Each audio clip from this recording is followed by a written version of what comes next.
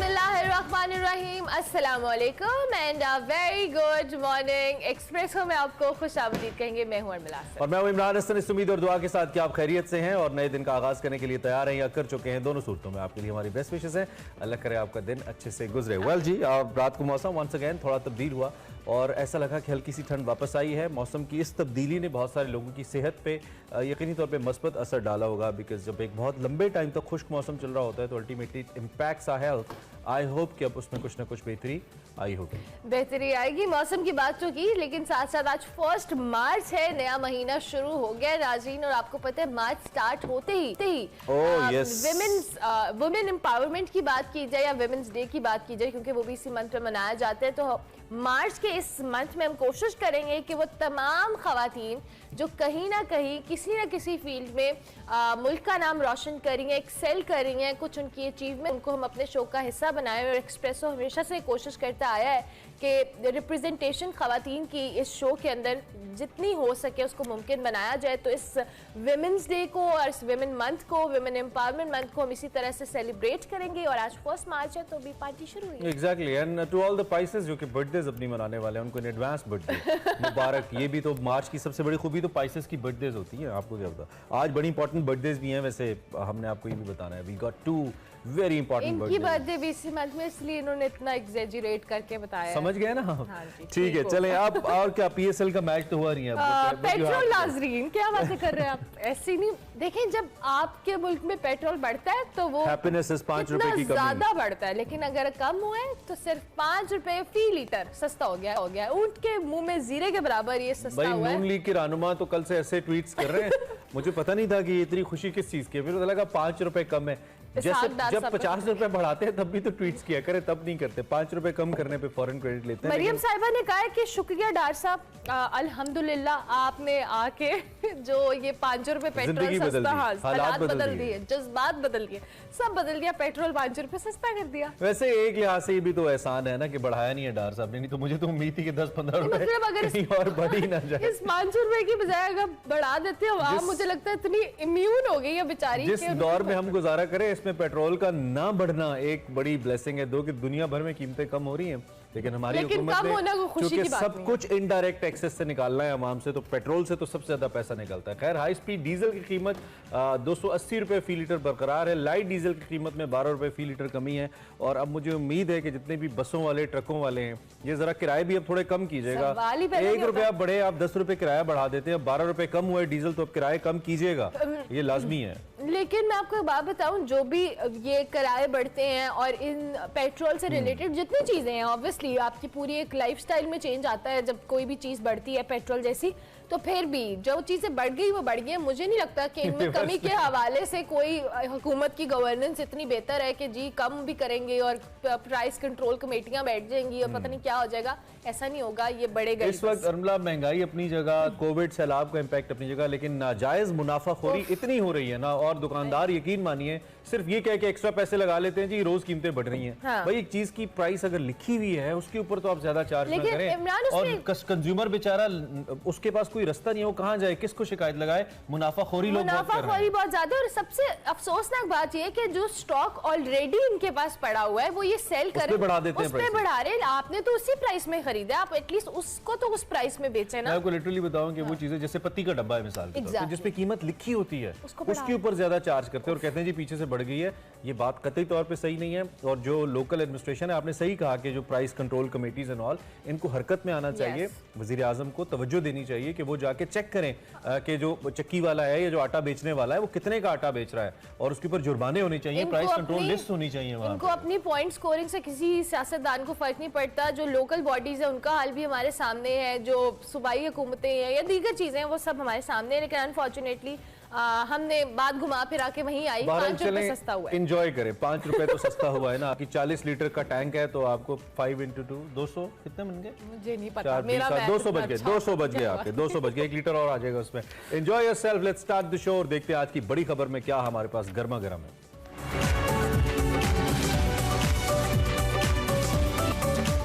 अच्छा, तो कल पूरा दिन कानूनी महाज भी गर्म रहा और सड़कों के ऊपर भी सियासत गर्म रही। इस वक्त सूरत हाल कुछ ऐसा ही है। सूबाई इलेक्शन की तारीख के मामले पर तारीख पे तारीख हो रही है। पाकिस्तान की सबसे बड़ी अदालत ने कल समाअत मुकम्मल कर ली। पहले चीफ जस्टिस मौजूद चीफ जस्टिस ने कहा कि हम आज ही फैसला सुनाएंगे, लेकिन फिर इसको आज के ऊपर यानी कि कल कहा कि कल हम सुना देंगे फैसला। बताया जा रहा था कि फैसला मंगल को ही सुनाया जाएगा, लेकिन फिर इसको तब्दील किया गया ड्यू टू सर्टन रीजंस। खैर आज का दिन अहम है जी, और वो सारी प्रोसीडिंग्स जिसको हम रिपोर्ट कर रहे थे, आप मुसलसल सुन रहे थे। पूरी कौम की नज़रें कम से कम पूरी कौम की नहीं भी हैं तो 70-75% पाकिस्तान की तो हैं, चूँकि 2 सूबों से बिलोंग करता है ये मसला।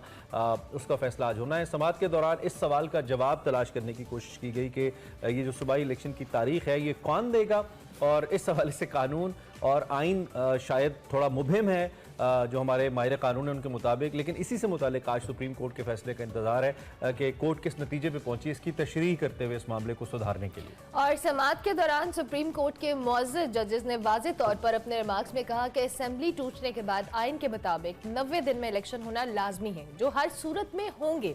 और समाअत के दौरान एक मौके पर अदालत उज़्मा ने जो तमाम सियासी जमातों के कोर्ट में डाली ये बॉल जो थी, और मशवरा दिया कि हुकूमत और तहरीक इंसाफ मुशावरत से इलेक्शन के लिए एक तारीख का तयन कर ले, मगर तहरीक इंसाफ ने मुशावरत से इनकार करते हुए वाज़ेह किया कि आइन के मुताबिक इलेक्शन 90 दिन में ही होने हैं, मुशावरत की कोई ज़रूरत नहीं। इसके साथ साथ ही दूसरा अहम मामला इमरान खान साहब के इस्लामाबाद की अदालतों में पेशी है। वो गुज़िश्ता रोज़ जमान पार्क लाहौर से इस्लामाबाद पहुंचे। लॉन्ग मार्च के दौरान उन्होंने जो कहले तोड़ फोड़ के मुकदमे में संजानी का इलाका है, संजानी के इलाके उसमें मुकदमे में इंसदाद दहशतगर्दी अदालत और ममनुआ फंडिंग केस में बैंकिंग कोर्ट में पेशी के बाद अबूरी जमानत जो है उसके हवाले से आपको बताएं कि उन्होंने हासिल कर ली है। जबकि तोशा खाना रेफरेंस से मुतालिक फौजदारी केस में अदम पेशी पर सेशन अदालत ने उनके नाकाबिले जमानत वारंट गिरफ्तारी जारी कर दिए गए हैं। ताहम इस्लामाबाद हाई कोर्ट में पेशी के बाद उन्हें इक़दाम कत्ल केस में जमानत मिल गई, जबकि तोशा खाना केस में हिफाजती जमानत की दरख्वास्त भी मंजूर कर ली गई। हतमी तौर पे ये कि कल सारा दिन फिर टेलीविजन स्क्रीन की जीनत इमरान खान साहब की ये काली गाड़ी रही और उनका काफिला रहा, और उसके बाद फिर जमानतें कराने के बाद इमरान खान साहब जमान पाक वापस पहुंच गए। वैसे इट्स अमेजिंग इमरान खान साहब फिर जमान पाक आए हैं। वी थॉट सम टाइम के मे बी बनी गाला जाए, उनका घर नजदीक ही है वहां से, वहां नहीं गए वो। That's an interesting question. खैर इमरान खान की जमानत पर जो हुकूमती कैंप्स हैं इसमें मायूसी पाई जाती है। हुकूमत फिर मायूस है, खासतौर पर नून लीग और पीपल्स पार्टी हर सूरत ये चाहते हैं कि इमरान खान ना अहल भी हों, गिरफ्तार भी हों, कुछ पुराने जख्म अपोजिशन के इनफैक्ट मौजूदा हुकूमत के वो भी भरें उस वक्त की अपोजिशन के। अदलिया पर इमरान खान की सहूलतकारी का इल्ज़ाम लगाया जा रहा है। अच्छा, जो ताज़ा तरीन सूरत हाल है आज इस पर हमने सबसे पहले बात करनी है। हमारे साथ सियासी उमूर के माहिर रसूल बख्श रईस साहब भी होंगे। डॉक्टर साहब से भी हम उनकी माहिराना राय ज़रूर लेंगे, उनसे रहनुमाई हासिल करेंगे कि वो इस सूरत हाल पे क्या अपना तज्जिया रखते हैं। डॉक्टर साहब आपकी इजाज़त से और शुक्रिया के साथ कि आप हमारे साथ मौजूद हैं। हमारे साथ अकील अफजल हमारे नुमाइंदे हैं जो कि इस्लामाबाद से हमें ज्वाइन करें, तो हम जरा अकील से पहले ताज़ा तरीन सूरत हाल ले लेते हैं और फिर उसके बाद हम अकील ताज़ा तरीन सूरत हाल के हवाले से बताइएगा। कल तो खान साहब आए, लेकिन तोशा खाना केस में तो उनके नाकाबिले ज़मानत वारंट गिरफ्तारी जारी किए गए, जबकि दूसरी केस के ऊपर जो मौजूद अदालत ने फैसला महफूज किया है, आज 11 बजे ये फैसला सुनाया जाएगा। इस हवाले से क्या अपडेट्स हैं और क्या सूरत हाल है? जी बिल्कुल, सुप्रीम कोर्ट ऑफ पाकिस्तान ने 22 फरवरी को यह उसको नोटिस लिया था चीफ जस्टिस ऑफ पाकिस्तान ने, जिसके ऊपर 9 रुकनी लार्जर बेंच बनाया। फिर उसके ऊपर वफाकी हुकूमत में जो 3 बड़ी सियासी जमातें हैं उसमें एतराज़ दायर किया गया 2 जजेस के ऊपर, और उसके बाद फिर एक नई दरख्वास्त दायर की गई जिसमें ये मौका अपनाया गया कि फुल कोर्ट बना दी जाए। फुल कोर्ट तो नहीं बनी था। Supreme court of chief justice of Pakistan ने बेंच की दोबारा से तश्कील की और 4 जजेस को उस बेंच में से ऐसे कम करते हुए 5 जजेस पर मुश्तमिल ये बेंच तश्कील दे दिया।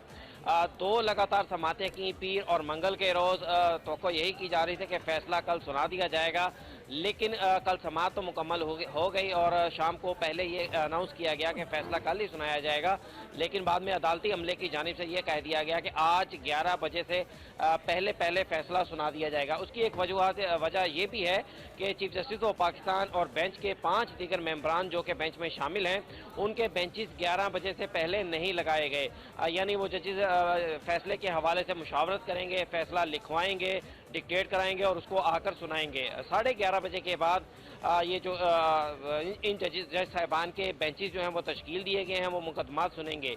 इसलिए कभी इम्कान है कि 11:30 से पहले ही इस फैसले को सुना दिया जाएगा। मिड ऑफ जनवरी से ये सारा बहरान पैदा हुआ, जब से पहले पंजाब की असम्बली टूटी, फिर उसके बाद 4 रोज़ के बाद खैबर पख्तूनख्वा की असम्बली टूटी। लाहौर हाई कोर्ट का भी हुक्म आया और उसमें ये कहा गया कि गवर्नर की मुशावरत से इलेक्शन का इनेकाद इनेकाद किया जाए, लेकिन इलेक्शन का इनेकाद हो नहीं पाया, किसी भी जानिब से ऐलान नहीं किया गया हर इदारे की जानिब से, जिसमें इलेक्शन कमिश्नर और गवर्नर का।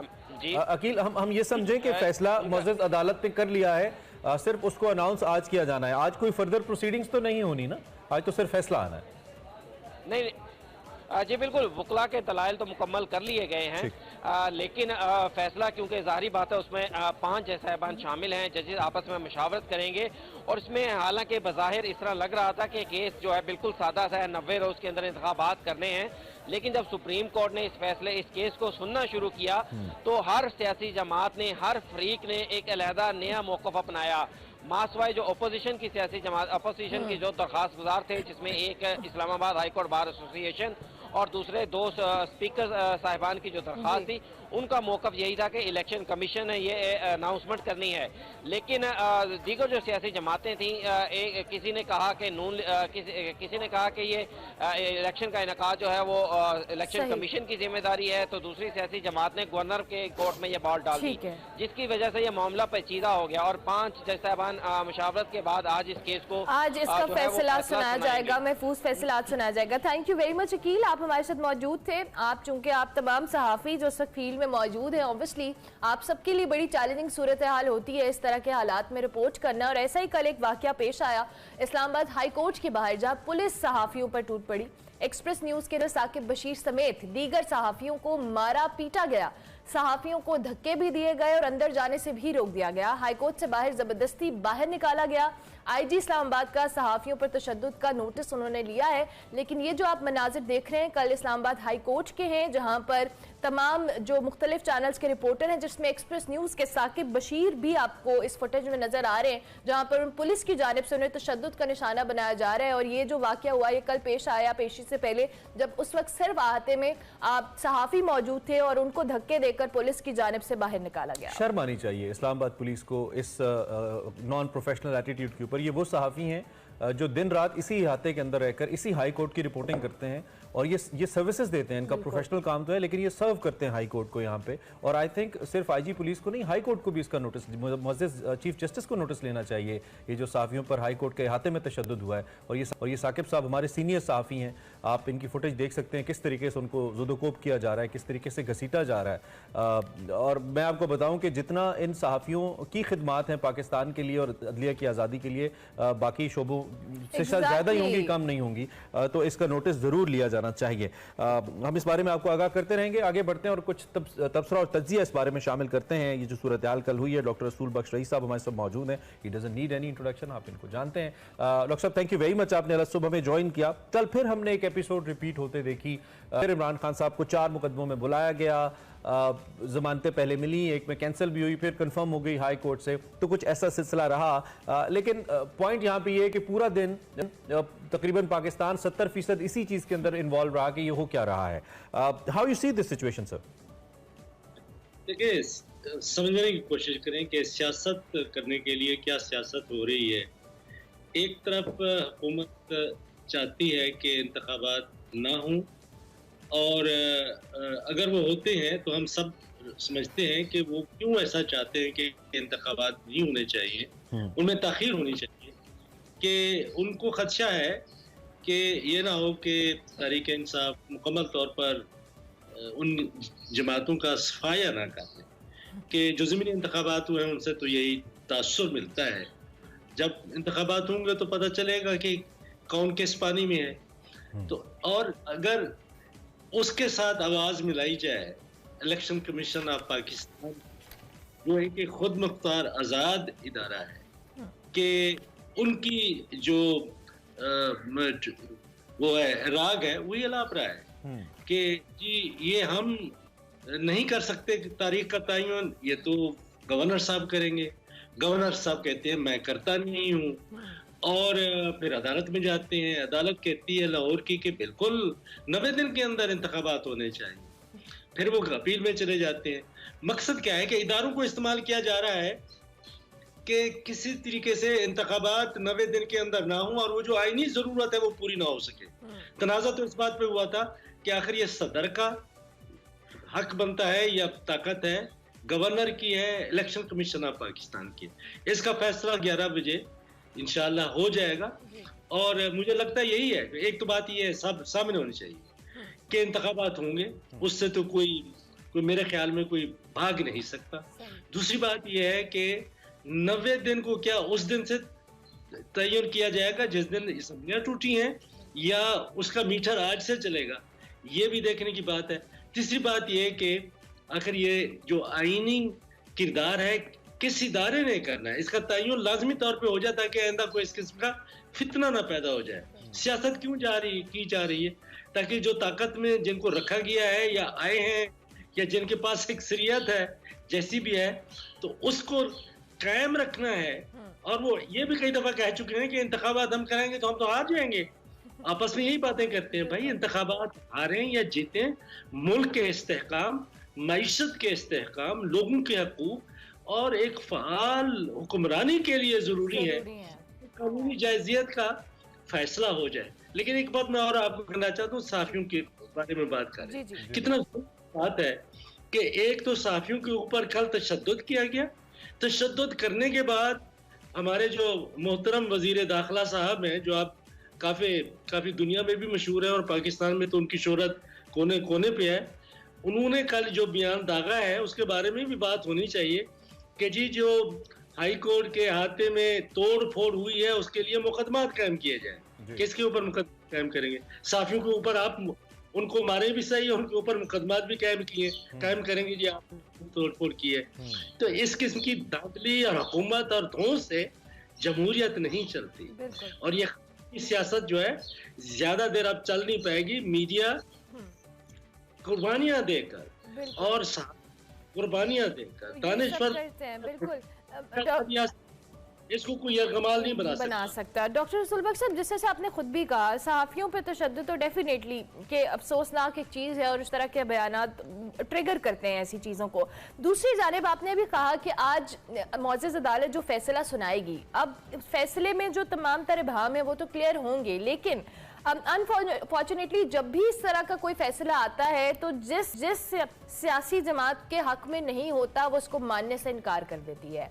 क्या आपको लगता है कि आज जो मुअज़्ज़ज़ अदालत फैसला सुनाएगी इलेक्शन को लेकर 90 दिन के अंदर जो भी होने और जिसमें तमाम मिसकंसेप्शंस हैं उनको क्लियर किया जाएगा, क्या उसके बाद ये सियासी जमातें इस फैसले को मानेंगी और उस पर इम्प्लीमेंट करेंगी? जिनको आप सियासी जमातें आप कह रही हैं, ये खानदानी लिमिटेड कंपनियां हैं। जब सियासी जमातें होती हैं तो सियासी जमातें इदारों का एहतराम करती हैं। ये चूंकि यहाँ पे खानदानी मौरूसी सियासी मफादात वाबस्ता हैं, जब तक ये मौजूद है पाकिस्तान की सियासत में, आप कभी किसी इदारे का एहतराम नहीं होते देखेंगी। कि परसों तरसों से जब उनको मालूम था कि ये सुमोटो एक्शन सुप्रीम कोर्ट ने ले लिया है, क्योंकि किसी ने तो फैसला करना है। अगर ये फैसला नहीं होता तो पाकिस्तान एक परमानेंट तौर पर एक कॉन्स्टिट्यूशनल बहरान में रहेगा, क्राइसिस में रहेगा। तो उसके क्या कह रहे थे कि जी अदालत का भी एहतसाब होना चाहिए, उसके लिए हमें एहतसाब में कानून में तब्दीली करना चाहिए कि ये उनके ऊपर भी ये जिस तरह से इमरान खान के ऊपर 70 केसेस बनाए गए, इस तरह से जुडिशरी के ऊपर भी केसेस बनाए जाए। तो ये आप देखेंगी। और कल परसों से ये कह रहे थे कि देखें जी अदलिया के लेकिन साहब एक जानिब जब हम हुकूमत पे तनकीद कर रहे हैं, जो कि बजा भी है काफी हद तक मुख्तलिफ मामलात पे, इमरान खान साहब कल जैसे कोर्ट में पेश हुए, क्या एक सियासी लीडर को जो कि फॉर्मर प्राइम मिनिस्टर भी है और वो कहता भी है कि मैं अदालतों का एहतराम करता हूँ, आप एहतराम भी कर रहे हैं, साथ आप एक मॉब को लेके जा रहे हैं जो कि जुडिशियल कॉम्प्लेक्स का दरवाजा भी तोड़ रहा है। बहरहाल डोंट यू थिंक कि हमें उन नॉर्म्स का ख्याल तो रखना ही चाहिए? क्या आप समझते हैं कि ये ठीक था जिस तरीके से कल इमरान खान साहब हाई कोर्ट में पेश हुए और एक पूरी एक हुल्लड़बाजी हुई वहां पे, जैसे अटैक हुआ, कहूँगा गलत नहीं होगा?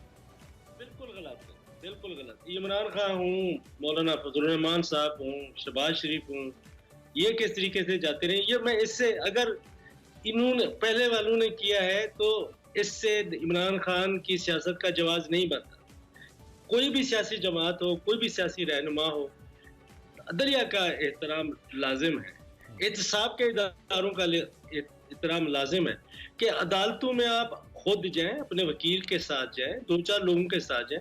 ये जुलूस निकाल के जाना, वहाँ लोगों को मरूब करना और वहाँ पे एक जलसा जुलूस की कैफियत पैदा कर देना, ये एक रिवायत बन चुकी है। कोई भी करे हम उसके खिलाफ हैं, बिल्कुल गलत बात है।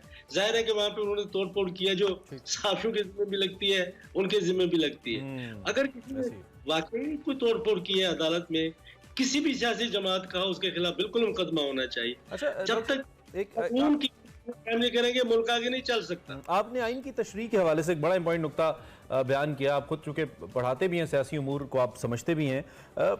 एक तो ये है कि आइन तो हमारा वाज़ेह है कि आप जिस दिन से असम्बलियाँ टूटी हैं उसके 90 दिन के अंदर इंतखाबात होने हैं। दूसरा आपने कहा कि अब ये देखना होगा कि कोर्ट इसको कैसे डिफाइन करती है कि ये मीटर कब से चलेगा। और कल एक 54 दिन का मामला भी सामने आया था, आपके इल्म में ही होगा। इलेक्शन कमीशन ने कहा था कि 54 दिन कम से कम हमें चाहिए इस पूरी एक्सरसाइज को करने के लिए, जो कि अब ऑब्वियसली नहीं है। 9th of April and then today is 1st of April, 1st of March, so we have almost 39 days. तो ये दिन तो नहीं है, तो फिर इसके लिए तो यकीनी तौर पे कानून के अंदर एक तब्दीली चाहिए होगी, आइन के अंदर एक अमेंडमेंट चाहिए होगी। और आपको मालूम ही है कि सियासी जमातें तो बात करना नहीं चाहती एक दूसरे के साथ, अभी तो यही नहीं पता कि अपोजिशन कौन है। तो आपको लगता है कि बहरान वाकई आज के फैसले से हल हो जाएगा या ये फैसला किसी नए बहरान को भी जन्म दे सकता है? जब फैसला सुप्रीम कोर्ट कर देगी तो मैं नहीं समझता कि इसके बारे में कोई आईनी अभाम रहेगा। अब उसके ऊपर अमल करने का है कि फिर अमल कराने के लिए भी सुप्रीम कोर्ट एक्शन लेती है कि उसके अपने फैसले पर अगर हुकूमत उनके फैसले पर अमल नहीं करती तो वो फिर बंदोबस्त करते हैं कि जी आपने अमल करना है और करवा के वो रहेंगे। लेकिन वो देखना ये भी होगा कि क्या इलेक्शन कमीशन उसके लिए तैयार है या नहीं है। लेकिन इलेक्शन कमीशन को भी मेरे ख्याल में कि उसका भी एहतसाब जरूरी है। यहाँ पे सवाल ये पैदा होता है कि जब उनको पता है कि इंतखाबात होने हैं तो क्यों खामोश बैठे हुए हैं कि जब तक फैसला ना हो जाए, उनकी मर्जी के मुताबिक फैसला हो जाए तब करें। लेकिन अगर वो ये कहते हैं कि जी हमें इतना दिन चाहिए तो उनकी बात लाजमी तौर पे जो इंतजामी मामलात हैं उनके बारे में वो सुन लेनी चाहिए। बेहतर ये होता है जो मशवरा चीफ जस्टिस साहब पाकिस्तान बंदियाल साहब ने दिया था उसको इमरान खान साहब भी सुन लेते, दूसरे भी सुन लेते। उन्होंने उनको अच्छा मौका दिया कि भाई अपनी मशावरत से आप अदालत में ले आए हैं, हमने फैसला करना है। लेकिन अपने तौर पे अगर बैठ के आप फैसला कर लें कि कौमी असम्बली का भी और सारी असम्बलियों का एक ही दफा इंतखाबात एक फैसला हो जाए, ये ज्यादा अच्छा होता। क्योंकि इमरान खान समझते हैं कि अगर वो इसी तरीके से असम्बलियों का इंतखाबात पहले करा लेते हैं तो उनके ज्यादा चांसेस हैं बिल्कुल उनकी धुलाई करने के। वो चाहते हैं कि अगर दोनों को इकट्ठा। डॉक्टर साहब आपको याद ही होगा इमरान खान साहब अक्सर ऐसी फ्लाइट मिस कर देते हैं ना। 2015 के धरने में उस वक्त के आर्मी चीफ ने भी उनको एक बड़ी अच्छी ऑफर दी थी ऐसी ही। आपको याद होगा रात को इमरान खान साहब मिलने गए थे, ही वाज वेरी हैप्पी। और फिर उसके बाद कोई ब्रेक थ्रू नहीं हुआ था एंड देन धरना ऐसे ही खत्म हो गया था। आई थिंक ये भी कुछ ऐसा ही ब्रेक थ्रू था ऐसा and I think he has missed it already. अच्छा डॉक्टर रसूल बख्श साहब, दूसरी जानिब ये जो आपने अभी खुद पहले मेंशन की थी बात कि मुअज़्ज़ज़ अदालत ने अगर ये फैसला देगा तो 90 दिन के अंदर इलेक्शन होने हैं, लेकिन दूसरी जानिब आपने कहा कि जो हुक्मरान है जो इस वक्त मौजूदा हुकूमत है वो इलेक्शन कराने के लिए विलिंग नहीं है और उसके बहुत सारे फैक्टर्स हैं कि अभी अवाम उनसे इतनी खुश नहीं है। तो आपको लगता है मरियम नवाज साहिबा की स्टेटमेंट से भी उन्होंने ख्वाहिश का इजहार किया है कि नवाज शरीफ साहब को एक लेवल प्लेइंग फील्ड दी जाए, उनकी सजाएं खत्म की जाएं, उनकी जो तमाम तर मामलात हैं उनको बेहतर किया जाए और इमरान खान साहब को नाअहल कराया जाए, फिर ही इलेक्शन की सूरत हाल निकल सकती है। सो ये क्या ख्वाहिश है या ख्वाहिश रह जाएगी? मेरे ख्याल में ख्वाहिश में और भी उनको शामिल करना चाहिए कि जितना यहाँ बोलने वाले हैं उनके मुंह बंद कर दिए जाएं। मीडिया सिर्फ उनके खानदान की बात करे, उनकी तारीफ करे और जो भी यहाँ पे पाकिस्तान में नून लीग का, पीपल्स पार्टी का और JUI का मुखालिफ है उनको पाकिस्तान से निकाल के समंदर में भूरा रब में फेंक दे। ये सियासत इस तरह नहीं चलती। ये तो डॉक्टर साहब हर दौर में यही होता है, ज़ेरे अताब हम और आप ही आते हैं दौर कोई भी हो सबको खामोश करते हैं। ये डॉक्टर साहब मोहब्बत का रिश्ता हमसे बरकरार है। जमहूरियत है भाई, जमहूरियत ये है कि आप लोगों की बात सुन लें, हम आपका एहतराम करते हैं, दूसरों का आप एहतराम करें। हम तो ये बात करते हैं कि आप सब लोग मिल के बैठे ताकि पाकिस्तान के मसाइल ठालूं। ये लोग तो इनके तो घर बैठे हुए ना टेलीफोन करते हैं, ये अपने करिंदे बेचते हैं, काम हो जाते हैं। हम तो आप देखते हैं कि जो लोग किसी बिजली का मीटर लगवाना है, किसी का पटवारी के साथ काम है, किसी के साथ काम है, कहीं सरकारी दफ्तर में आप चले जाएं किसी का काम मेरिट के ऊपर नहीं होता। दिल ही नहीं करता डॉक्टर साहब के कोई काम कराने भी जाए, हम तो कहते हैं कि ना ही कराना पड़े, इन सरकारी दफातर का रुख ही ना करना पड़े। Thank you very much doctor रसूल बख्श साहब, बहुत शुक्रिया।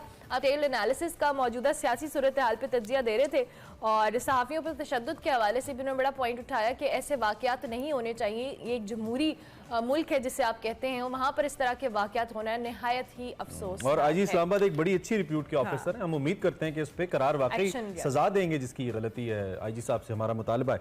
आगे बढ़ते हैं जी, और इससे पहले कि हम ब्रेक लें, आज आपको मालूम है हमारे शो का बड़ा अहम हिस्सा है और बड़ी अहम शख्सियत हैं। शुरू में हमने आपसे जिक्र भी किया था, आप कारवां सराय भी देखते हैं, नाम ही काफ़ी है। हम बात कर रहे हैं नन अदर देन बाबा मॉर्निंग शोज़ मुस्तनसर हुसैन तारड़ साहब की। आज मुस्तनसर हुसैन तारड़ साहब अपनी सालगिरह बना रहे हैं। एक्सप्रेसो के साथ उनका जो ताल्लुक़ है उसको 3 साल हुआ चाहते हैं, पहले दिन से हमारे साथ हैं। उनके सफ़रनामे हों, किताबें हों, अदबी तसानीफ़ हों, ऐसी शख्सियत हैं कि जो जिन्होंने हर लिहाज से जो कुछ किया है अपनी करियर के अंदर, अवाम के दिलों पे राज किया। एक बड़े मस्बत इस्तारे की सूरत में हमारी मीडिया इंडस्ट्री के अंदर अब भी मौजूद हैं और आज उनकी 84वीं सालगिरह है, जो सिर्फ नंबर है और कुछ नहीं है। जितना अगर आप तारड़ साहब से इंटरेक्ट करें तो वो दिल से जवान इंसान है। तारड़ साहब ने जिस शोबे में कदम रखा उस पर अपना नाम कमाया, चाहे वो नॉवल निगारी हो, सफरनामा निगारी हो, कॉलम नवीसी हो या टीवी की मेज़बानी हो, अदाकारी हो, ड्रामा लिखना हो, हर शोबे हर फील्ड में मुस्तनसर हुसैन तारड़ साहब ने अनमिट नकूश छोड़े हैं। किस चीज़ की बात करें, अल्फाज कम पड़ जाते हैं।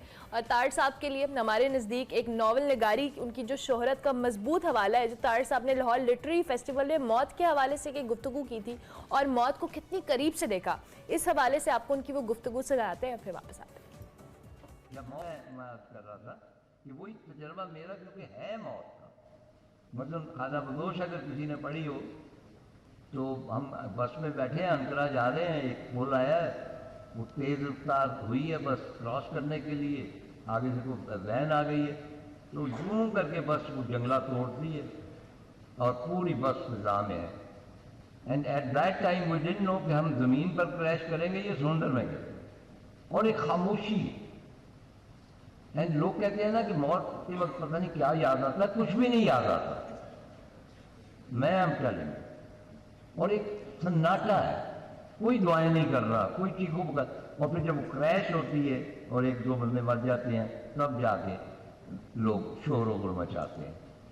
इसी तरह अभी पुरानी मैं बातें नहीं करूँगा कि मैं जो जितनी ट्रैकिंग की है उसमें भी 4-5 मकामात ऐसे आए हैं जब मौत से हम कलाम में हुआ। मेरा नावल है याकसराय, उसमें मौत बाकायदा एक कैरेक्टर है और वो मैंने मुस्तार लिया है 7th सील बर्गमैन की फिल्म से, कि वो मौत ऑल द टाइम वो मेरा पीछा कर रही है। और वो जो आप कहते हैं ना कि फैसिनेशन जो है कि वो एक जगह झील क्रोमर है और हम जा रहे हैं तो वहाँ भी मौत है, वो काला लिबादा। मैं उससे कहता हूँ कि भाई यहाँ पे क्या करने आ गई, there is no possibility of my death. यहाँ कोई गहराई नहीं है, कोई ब्राडो रिवर नहीं है, कोई दराड़े नहीं है, प्लेन है। तो वो कहती है यहाँ इस मंजर को तुम्हारे लिए खूबसूरत करने के लिए आया। बिलीव मी कि मौत अगर ना होती तो कोई मंजर, कोई चेहरा, कोई लैंडस्केप, कोई आइडिया, कोई आइडियाज खूबसूरत ना होते। फना जो है, आप एक चेहरे को देखते हैं, अगर आपको पता हो कि 2000 साल बाद भी यही होगा, would you fall in love, would you be fascinated? No, वो मौत है, फना है जो हर चीज में खूबसूरती बढ़ती है। तारड़ साहब को आपने सुना, हमारी दुआएं हैं, अल्लाह आपको मजीद लंबी और सेहत वाली जिंदगी दे। तारड़ साहब सलामत रहें। ब्रेक लेते हैं।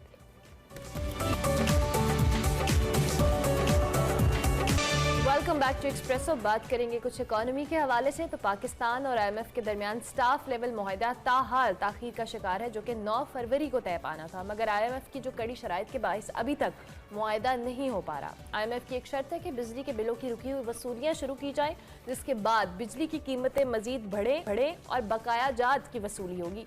दूसरी शर्त के तहत हुकूमत को सेल्स टैक्स में इजाफे का नोटिफिकेशन और मॉनेटरी पॉलिसी में इजाफे का भी ऐलान करना होगा। ज़राए के मुताबिक जी मॉनेटरी पॉलिसी कमेटी का इजलास 16 मार्च को शेड्यूल है, लेकिन मॉनेटरी पॉलिसी इजलास से कबल बुनियादी शरह सूद में 2% इजाफे का भी इम्कान। माय गुडनेस, अगर ऐसा होता है तो इससे कबल 1996 में शरह सूद 19.5% थी। दूसरी जानिब मुल्क में जो महंगाई की मजमूई शरह है वो 41.54% पर पहुँच गई है। मुल्क में मुसलसल 6 माह से जो महंगाई की शरह है वो 25% से भी ज़्यादा है। हुकूमत ने किफ़ायत शारी मुहिम का आगाज़ किया है, ऐलान भी किया था प्राइम मिनिस्टर साहब ने, लेकिन आवाम के लिए फिल वक्त कुछ नहीं है। दूसरी जानिब मज़ीद जो बैरूनी कर्जे हैं उसका वसूल मुश्किल नज़र आ रहा है, जिस पर मूडीज़ ने पाकिस्तान का जो रेटिंग ऑर्डर है उसको फिर गिरा दिया और कहा है कि ज़र मुबादला में कमी का मसला मज़ीद गंभीर हो रहा है। पाकिस्तान डिफ़ॉल्ट रिस्क पे है। मूडीज़ ने पाकिस्तान की क्रेडिट रेटिंग कम करके CAA3 कर दी है। ये सारी सूरत हाल हमें किस जानिब लेकर जा रही है, इसी पे हमारे साथ खुर्रम शहजाद साहब मौजूद हैं, उनसे हम राय लेते हैं। खुर्रम साहब सुबह खैर, बहुत शुक्रिया आप हमारे साथ हैं। आप I think there is nothing new to ask. इस वक्त तक जितना सफ़र हमने खास तौर पे IMF नेगोशिएशंस के लिए तय किया है, एक तो क्या वो हम राइट डायरेक्शन में चले इस सारी नेगोशिएशन को लेकर, या कहीं ना कहीं अब भी हम उस तरीके से मामलात को नहीं लेके चल रहे जिसकी वजह से ये किसी मंतकी अंजाम तक नहीं पहुंच रहा मसला?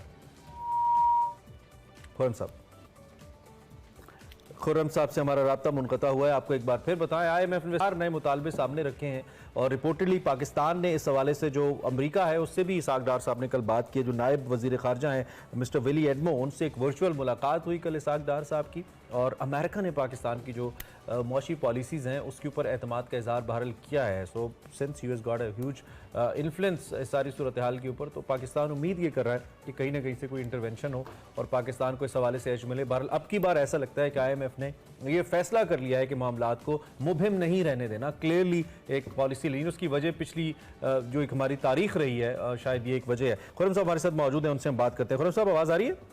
जी आ रही है। बहुत शुक्रिया आपने हमें ज्वाइन किया।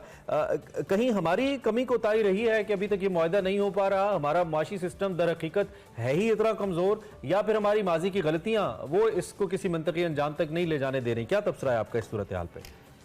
देखिए, ये सारे रीजंस हैं जो अभी आपने बताए हैं ना, कि हमारी माजी की गलतियां भी हैं, आज की भी डिलेड डिसीजंस हैं। आज भी हमने टाइम पे डिसीजन लिए, पिछले 4 महीने में भी नहीं लिए, हमने पिछले 1 साल में भी टाइम पे डिसीजन नहीं लिए, पिछले 30 साल में भी हमने जो है वो खराबियां की हैं और बेहतरी की तरफ नहीं गए, रिफॉर्म्स नहीं किए, हार्ड डिसीजन नहीं लिए। तो ये सारी प्रॉब्लम्स है जो आपने जो है वो बड़ा अच्छा जो है बॉटम लाइन आपने बताई है। लेकिन मैं ये कहूँगा कि जो स्टाफ लेवल एग्रीमेंट होता है, इसमें डेफिनेटली थोड़ा सा वक्त लगता है। ऐसा नहीं होता कि लाजमी नहीं होती दिन हो जाए, इसका वक्त लगता है। ऑफकोर्स आपको डिसीजन देने पड़ते हैं। अब तो ये प्रॉब्लम इतनी ज्यादा हो गई है, हम पे हमारी क्रेडिबिलिटी इतनी नीचे चली गई है कि अब जो लेंडर्स हैं जो हमें पैसा देते हैं, वो देने से पहले कहते हैं पहले आप ये काम करेंगे तो हम आपको पैसे देंगे। उससे पहले ये होता था कि पहले वो पैसे ले लें, उसके बाद बेशक आप काम करें जो हम कह रहे हैं आपसे। तो देखिए, हमने खुद अपनी खराबी की है। जब हम खुद अपनी खराबी करेंगे तो डेफिनेटली यही हाल होगा हमारे साथ, हमारी क्रेडिबिलिटी कम होती जाएगी, हमारा ट्रस्ट लेवल नीचे जाएगा और इवेंचुअली ये होगा कि कोई भी हमें पैसे नहीं देगा और हमें फिर वो डिसीजंस बहुत ज्यादा पेन के साथ लेने पड़ेंगे जो हमें पहले ले लेने चाहिए। यानी खुर्रम, अभी आगे फर्दर हम फ्यूचर में एक्सपेक्ट तो कर रहे हैं, क्योंकि जिस तरह से IMF की शरह और स्टाफ लेवल मुआहदा ना होने की वजूहात में ये कि शरह सूद है या सर्कुलर डेट है या सेल्स टैक्स है, इसमें इजाफे के हवाले से IMF कह रहा है, और अगर ये सब होता है, इस पर इम्प्लीमेंट होता है, तो आइंदा आने वाले दिनों में महंगाई मजीद एक तूफान आने वाला है। और उसके लिए बज़ाहिर तो ये लगता है कि हुकूमत के पास फिलहाल कोई प्लान नहीं है, क्योंकि सब्सिडी और ये दीगर मामला तो उसी तरह बरकरार है। बिल्कुल, देखिए, ये बड़ा इंपॉर्टेंट पॉइंट है कि महंगाई की शरह आगे मजीद बढ़ेगी। ये अनफॉर्चुनेट है, ये बहुत ही एक नेगेटिव खबर है, बट ये जरूर होगा ऐसा। उसकी वजह ये है कि अभी भी वो फैसले नहीं किए गए जो लेने चाहिए। मिसाल के तौर पे GST जो है नहीं बढ़ाना चाहिए था, जो एक आम आदमी पर डायरेक्ट इम्पैक्ट करता है। हर कोई जो है, आपको पता है कंजम्पशन टैक्स जो होता है वो सबसे बराबर होता है, इररिस्पेक्टिव कि किसकी क्या तनख्वाह है, किसकी क्या अर्निंग्स है। और उन पे अगर टैक्स नहीं करेंगे, जैसे रियल एस्टेट है, जैसे एग्रीकल्चर इनकम है, जैसे कि आपके जो है और बहुत सारे एरियाज हैं, आपके एग्रीकल्चर, रियल एस्टेट, रिटेल आपका इतना बड़ा सेक्टर है, 2.5 मिलियन आपके पास स्टोर्स हैं, उनके ऊपर से 30,000 लोग टैक्स देते हैं। तो ये वो एरियाज पे टैक्स नहीं करेंगे आप जहाँ टैक्स करना चाहिए, उन पे आपका जो है कॉन्फ्लिक्ट होगा, और फिर वहाँ टैक्स करेंगे जहाँ पे ऑलरेडी टैक्स है लोग। तो डेफिनेटली ये खराबियां मजीद बढ़ेंगी ना। ये तो राइटिंग ऑन द वॉल है कि आप खुशी करने जा रहे हैं और आप कह रहे हैं कि जी मैं छलांग मारूंगा, सामने कुआं है और मैं बच जाऊंगा। ऐसा नहीं हो सकता ना, अपना सद्देबाप कुछ हमें खुद ही करना पड़ेगा। तो जब तक हम अपने आप को बेहतर नहीं करेंगे, अपने खर्चे कम नहीं करेंगे, तो अपने खर्चे कम नहीं करेगी, उस वक्त तक ना इम्पोर्ट्स आपकी उस हिसाब से कम होंगी, ना एक्सपोर्ट्स बढ़ेंगी, ना प्रोडक्टिविटी आएगी। गवर्नमेंट का साइड आपको कल मूडीज ने जो रेटिंग डाउनग्रेड किया, उसमें इंपॉर्टेंट पॉइंट क्या लिखा है, एक बहुत इंपॉर्टेंट उन्होंने वर्ड लिखा है, उसका उसे कहते हैं weak governance. Weak governance, government की फुटिंग जो है, गवर्नमेंट की फुटिंग हर एरिया में गवर्नमेंट की फुटिंग है। गवर्नमेंट ने स्ट्रक्चरल इश्यूज क्रिएट किए हुए हैं। गवर्नमेंट अपना साइज इतना बड़ा कर देती है, इतने ज्यादा जो एक्सपेंसेस बढ़ा देती है कि प्राइवेट सेक्टर को कि इकोनॉमी को फ्लरिश होने का मौका ही नहीं मिलता। ऐसा ही है, ऐसा ही है। और हमें तो खुरम यू वुड एग्री कि हमें तो ये जो अपनी कैबिनेट का साइज तो खैर आज तक हमने छोटा नहीं किया, माशाल्लाह शहबाज शरीफ साहब सेंचुरी करने वाले अपने बुजरा और मुशीरान जी। दूसरी जानिब हमने ये तब किया जब IMF हमसे होके वापस चला गया, तो तब हमें याद आया कि हम ऐसी ऑस्टेरिटी कैंपेन के ऊपर एक प्रेस कॉन्फ्रेंस करें, and that is more of a political move, मुझे ऐसा लगता है। अच्छा, दूसरी जानिब ये जो पॉलिसी रेट बढ़ाने की बात हुई है, चूंकि गवर्नेंस का तो आपने बिल्कुल राइटली सेट कि हमने ये ना होता तो हमारे इतने लाइन लॉसेस क्यों होते हैं, हमारा इतना डेट बर्डन क्यों बनता, ये सर्कुलर डेट क्यों बनता हमारा इतना, अगर हम थोड़ी गवर्नेंस अच्छी कर लेते अपनी। इससे मजमूई तौर पर ये जो हम पॉलिसी रेट बढ़ाने की बात करें IMF की शर्त के मुताबिक, इकोनॉमिक एक्टिविटी पहले ही नहीं है, पहले ही हमारा जो छोटा इन्वेस्टर है, जो डोमेस्टिक इन्वेस्टर की मैं बात करूँ, FDIs तो आ ही नहीं रही है हालात की वजह से, तो वो पहले ही पिसा हुआ है, उसको हम मजीद कोई मौका नहीं देंगे, मजीद हम अपनी एक्सपोर्ट्स को एक पुश नहीं दे पाएगी हुकूमत किसी सूरत में। जो वल्नरेबल तबका है वो वैसे ही बड़ी परेशान हालत में है। तो ये मुआशी ढांचा क्या है हुकूमत के माइंड में, जो ब्रेन्स बैठे हुए फैसला कर रहे हैं, ये तो ऐसा है कि बस जैसे कहते हैं ना कि एक मौज की रवानी के ऊपर छोड़ दिया आपने कि जिधर मर्जी वो हमें ले जाए, ऐसा लग रहा है इस सूरत हाल में। देखिए कोई प्लानिंग नहीं है, कोई प्लान नहीं है।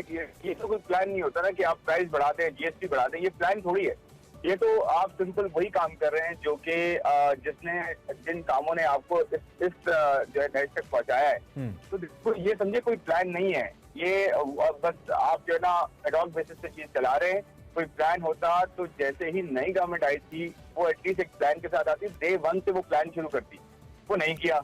अब कोई नई गवर्नमेंट आएगी, वो भी अगर इस तरह चलेगी तो डेफिनेटली हालात खराब होंगे ना। और आज की कंपेटिटिव दुनिया में जहाँ पे आपको जो है हर कोई बहुत ही कट शॉर्ट कॉम्पिटिशन देगा, आपके तो सराउंडिंग में इतनी बड़ी इकोनॉमीज हैं, वो आप उनके जो ह्यूमन रिसोर्स है वो इतनी कंपेटिटिव होती जा रही है कि आप फिर रेलेवेंट होते जाएंगे। ऐसे ही है, लेकिन कोई प्लान नहीं होगा आपके, आप सिर्फ इंटरेस्ट रेट बढ़ा देंगे। हम कब तक एंटी नेशन एक नैरेटिव बेचते रहेंगे। अच्छा, एक और बड़ा अहम सवाल IMF के हवाले से खुरम, चूंकि आपका सब्जेक्ट है, आप बेहतर इसका जवाब दे पाएंगे कि IMF का भी समहाउ उसकी जो एक बनाने का मकसद था वो ऐसे ही मईशतों को वापस ट्रैक के ऊपर लाना था, दो के इस बात को मानते हुए कि हमने बड़ी गलतियां की हैं, लेकिन हमें कुछ नेचुरली बड़े मसाइल का भी सामना रहा है। जैसे पाकिस्तान में डेमोक्रेसी नहीं चल पाई, जैसे पाकिस्तान में सैलाब हर साल आता है, डैम्स हमारे पास नहीं है, बिजली महंगी हम बनाते हैं, इसी तरीके से पाकिस्तान के अंदर क्लाइमेट चेंज का इम्पैक्ट सबसे ज़्यादा है। तो थोड़ा सा ये जो बड़े बैनुल अक़वामी इदारे हैं, इसका एक लिवरेज पाकिस्तान को या पाकिस्तान जैसे ममालिक को देना चाहिए था। क्या हम अपना केस उनके सामने पुट नहीं कर पाए, या उनको मौका मिल गया कि अब हमें जितना दबा सकते हैं दबाएं, और वो दबा रहे हैं? देखिए, मैंने शुरू में एक बात की थी क्रेडिबिलिटी की। आपने अपनी क्रेडिबिलिटी इतनी खराब कर दी है कि इवन आपका केस अब स्ट्रॉन्ग है, आपका केस स्ट्रॉन्ग है और फिर भी आपको लेंडर नहीं सुनता। देखिए उसका बैकग्राउंड है ना, आप 22 प्रोग्राम अगर आपने सही नहीं किया उसके साथ, और एक गवर्नमेंट ने जाते जाते अपने जो है ना वो स्टेट के जो प्रॉमिसेस है वो तोड़ दिए, और जो गवर्नमेंट आई उसने भी वो चीजें नहीं की, तो डेफिनेटली IMF किस पे एतबार करेगा? IMF ये कहेगा ना क्योंकि आप पहले अब डिसीजन दें, आपके लोग जो है वो क्यों एतबार करेगा क्योंकि इतने ज्यादा लोग अफेक्ट हुए। देखिए, अगर वो ये कहेगा कि जी ठीक है ये ले लें आप सब्सिडीज और जाने दें इसी तरह जिस तरह आप कर रहे हैं, तो आप फिर वही कंप्लेसेंट हो जाएंगे। तो IMF अब प्रेशर कर रहा है आपको कि आप अपने लोगों की कॉस्ट पे आप ये करेंगे, लेकिन आप करेंगे क्योंकि आपने मेरी बात सुनी नहीं ना मेरे। देखिए, आप सऊदी अरेबिया भी आपको पैसे देगा, चाइना भी आपको पैसे देगा, तो उसके टैक्स पेयर का पैसा है ना, वो क्यों आपको मुफ्त में पैसे देता रहेगा? क्योंकि ये कहेगा कि जी आप कोई डिसिप्लिन तो लेकर आए। तो देखिए, ये प्रॉब्लम है, ये हमें सोचना है कि हम अपने लोगों की कॉस्ट पे क्यों जो है उनकी जिंदगियां जाके ये तय करना है कि जी देखिए वो उनके फ्लड की वजह से अफेक्ट हुआ तो आप हमें पैसे दे देंगे। आप अपने आप को ठीक करें, अपने आप को ठीक करें, इस तरह के इश्यूज ही ना आए आपके पास। ठीक है, बिल्कुल ठीक है। थैंक यू वेरी मच, शुक्रिया, आपने अपनी राय का इजहार किया। मईशत के हवाले से हम बात कर रहे थे, हालात क्या हैं और किस जानिब जा रहे हैं, इस हवाले से आपको आगाह करते रहेंगे। ब्रेक लेते हैं। Welcome back to Expresso. बात करते हैं कुछ मौसीकी के हवाले से, सेगमेंट मेरा पाकिस्तान है। आज जिक्र होगा जो अहसास गाने, नगमे और धुनें हैं, इनको बनाने वाले अलहमरा आर्ट काउंसिल के जो मौसीकार हैं, म्यूजिशियंस हैं, ये एक इनकी ऑर्केस्ट्रा परफॉर्मेंस है, मिलकर इन्होंने परफॉर्म किया है। दिखाते हैं आपको सेगमेंट मेरा पाकिस्तान।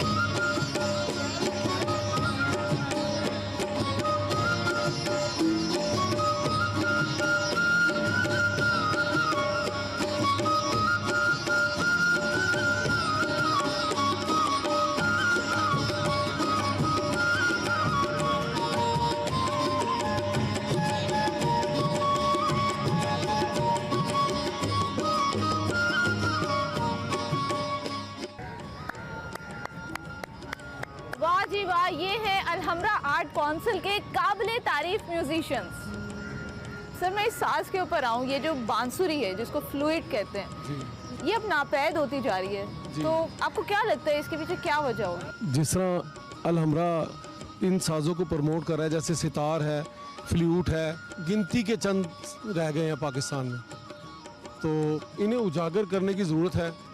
सितार हमारे कल्चर का एक हिस्सा है, फ्लूट हमारे कल्चर का एक हिस्सा है, तबला। तो मेरी गुजारिश यही है हुकूमत से भी कि इसे प्रमोट करने के लिए कुछ ऐसा करना चाहिए जिससे ये साज जो है, जो अब छुप रहे हैं, सामने आए। इसकी जो बनावट है उसकी कोई ख़ास टेक्निक होती है? इसमें 6 सुराख हैं और ये 7वां सुराख है, सारे गामा पादा निसा। तो इसी में तमाम दुनिया, पूरी कायनात की जो मौसीकी है इसी में है। वाह वाह वाह। सारे गामा पादा निसा, सानी दापा मागारेसा।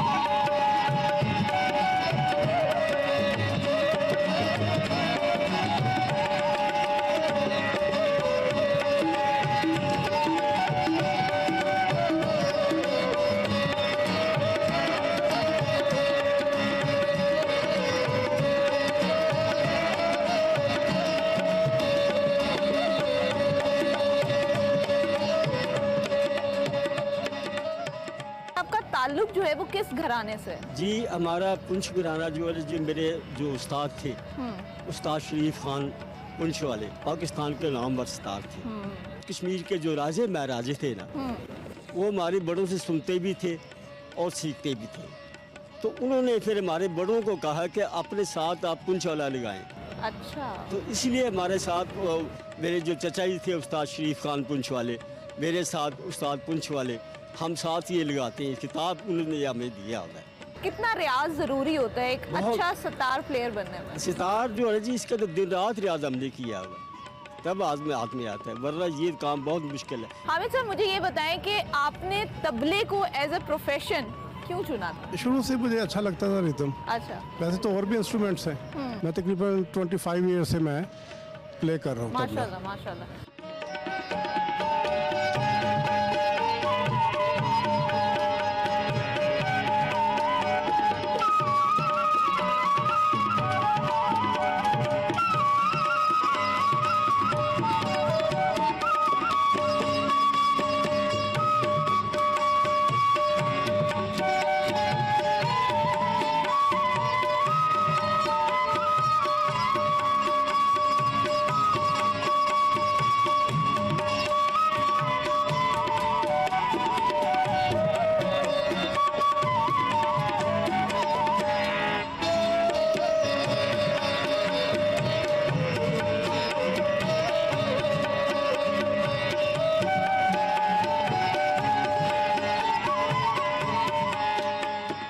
पियानो और हारमोनियम, इसमें क्या बेसिक फ़र्क क्या है?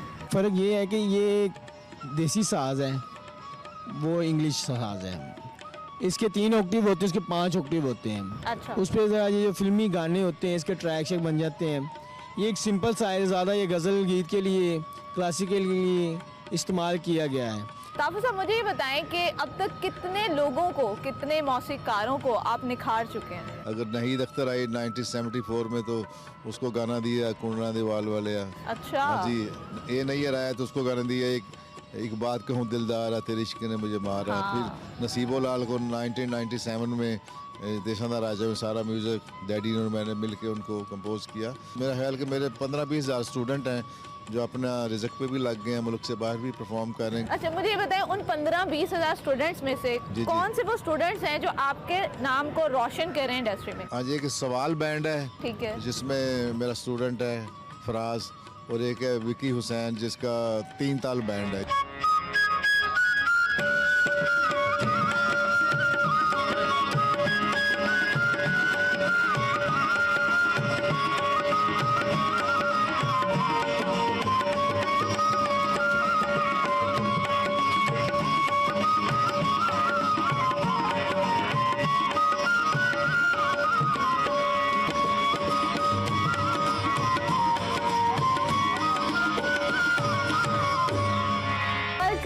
एक्सप्रेसो प्रोग्राम के दूसरे हिस्से में आपको खुश आमदीद कहेंगे और अब आपको दिखाएंगे हमारा सेगमेंट निकले तेरी तलाश में, जिसमें बात हो रही है तार साहब की किताब नेपाल नगरी की।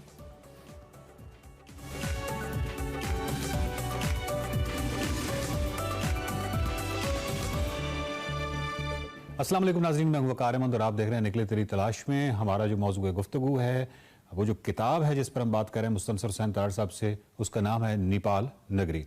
और नेपाल नगरी में जैसा कि नाम से वाज़ेह है कि यकीनन बात होगी तो पहाड़ों की बात होगी। नेपाल जो है वो बुलंद तरीन पहाड़ों की आमाजगाह है, बहुत ही खूबसूरत पहाड़ों का मुल्क है।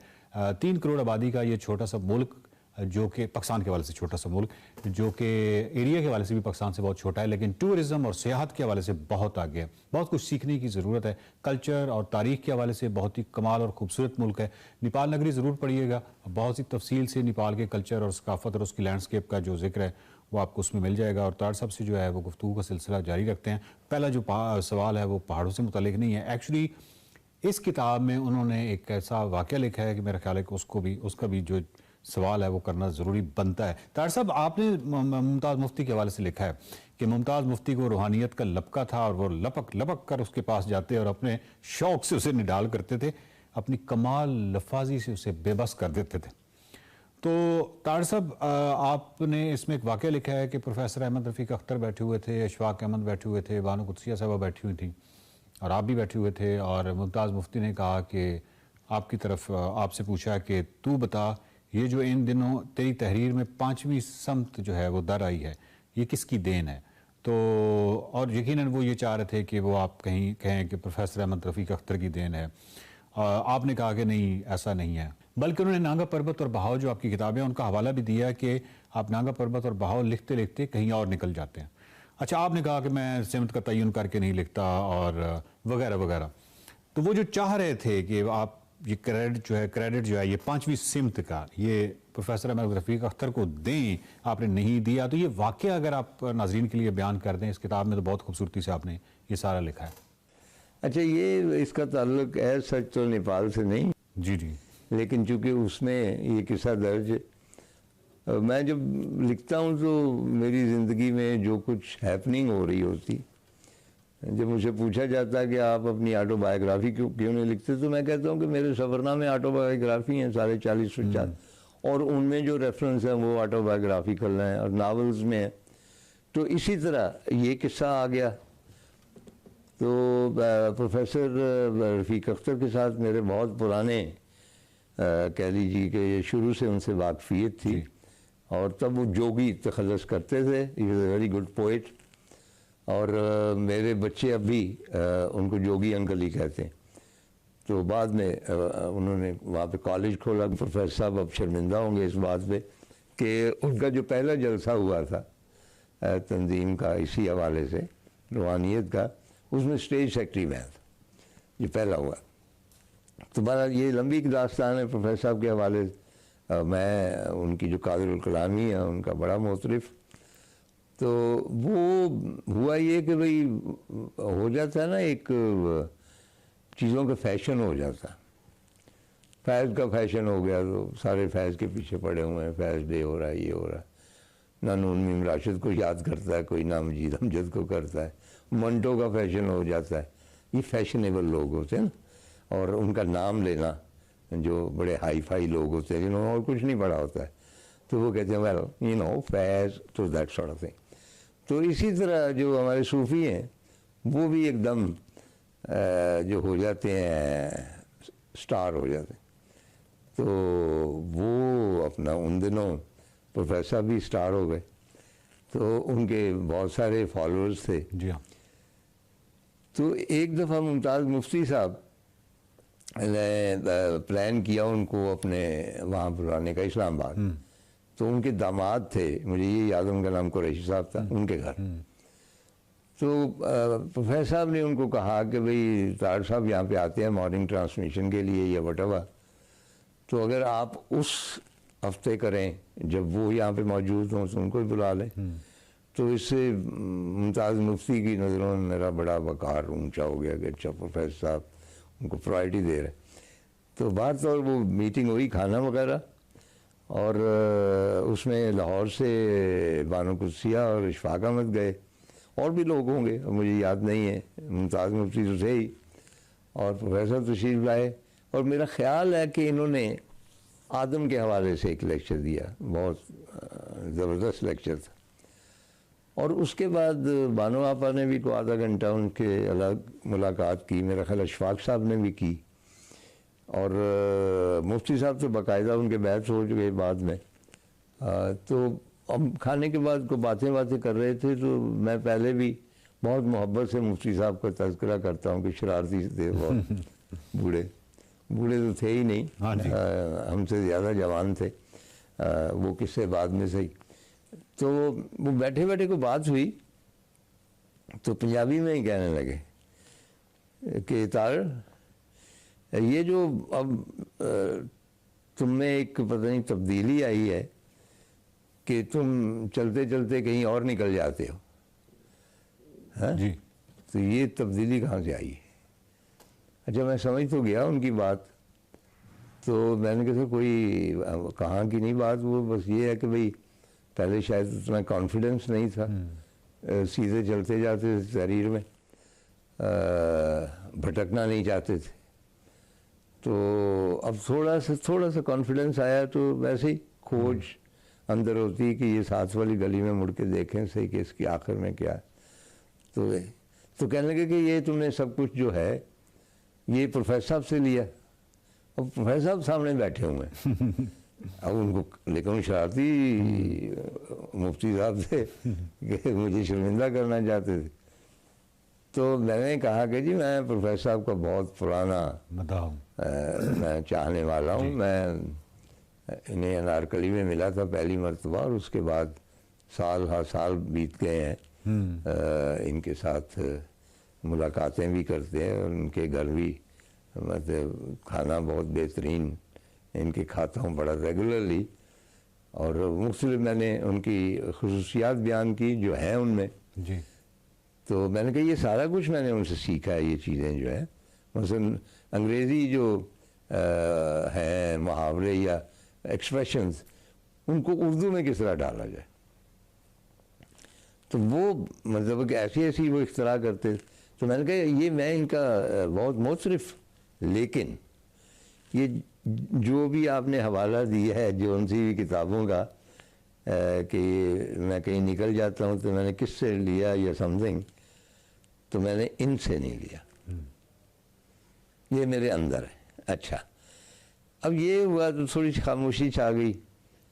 तो फिर प्रोफेसर साहब ने बहुत अच्छा एक कमेंट, जो मेरा बड़ा गोल्डन कमेंट था, उन्होंने कहा कि जी मैं तार साहब का बहुत शुक्रगुजार हूँ कि ये मुझे पीर नहीं मानते, इसलिए कि जहाँ से अकीदत शुरू होती है वहीं से जहालत शुरू हो जाती है। तार साहब, मुमताज़ मुफ्ती साहब जो थे उस वक्त, यकीनन उस वक्त जो लिटरेचर तख्लीक हो रहा था और जो बेस्ट सेलिंग बुक्स थी और बहुत सारे ऐसे जो अदीब थे, मुमताज़ मुफ्ती ना सिर्फ उनको मुतासिर कर रहे थे बल्कि एक दायरे के अंदर लेके आ रहे थे, वो जो भी सूफीज़म आप उसको कहें या रूहानियत के हवाले से कहें। तो आप पे उन्होंने वार नहीं किया या आपको उन्होंने मुतासिर नहीं किया है कि आप भी ज़रा इधर आ जाइए? नहीं, वो क्योंकि मैं मतलब एक आज़ाद पंछी भी था, वाइल्ड भी था, आवारागर्द भी था। मैं किसी ख़ास एक जगह टिक के कभी बैठता ही नहीं था। तो परिंदा तो वो शिकार होता है कि जो एक जगह बैठा रहे तो जाल फेंका जाए, वो परिंदा वहाँ पे है ही नहीं है, तो ऐसा कोई नहीं है। और दूसरी ये है कि जो जितने भी जाल जिनमें मैं फंसा हूँ, वो जो भी हैं, पहाड़ हैं या गंधारा है या लिटरेचर है या शायरी है, उनमें मैं खुद जानबूझ के फंसा हूँ, मुझे किसी ने फंसाया नहीं।